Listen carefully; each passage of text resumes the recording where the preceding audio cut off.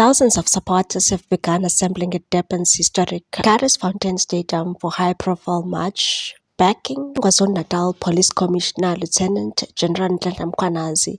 The Solidarity March, expected to wind through central Durban and conclude at the Hoy Park precinct near the Durban Magistrates Court, follows a political firestorm ignited by Mkhwanazi's bombshell revelations implicating senior police and political figures in alleged interference with law enforcement operations. At the heart of the scandal are serious accusations against Minister of Police Senzo Mchunu, his associate Brown Mokgotsi, and Deputy National Commissioner for Crime Detection, Lieutenant General Shadrack Sibiya.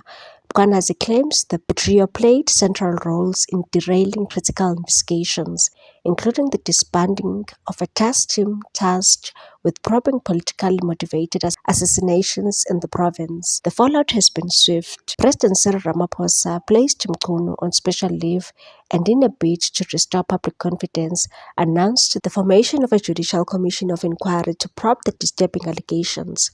The inquiry marks a significant political moment, with many South Africans watching closely for signs of accountability and reform within SAPS ranks. In the interim, respected academic and governance expert Professor Firoz Kachela from the University of Wits has been appointed as acting Minister of Police. His tenure is set to begin on August 1. Today's march represents a groundswell of support for the General Mkhwanazi, who has earned a reputation for integrity and fearlessness in the face of institutional resistance. Demonstrators say they are standing up not just for one man, but for one principle of justice and the need for a truly independent and fearless police service. The march is expected to draw more civil society groups, political observers, and possibly opposition parties who have lauded Mkhwanazi's courage in speaking out.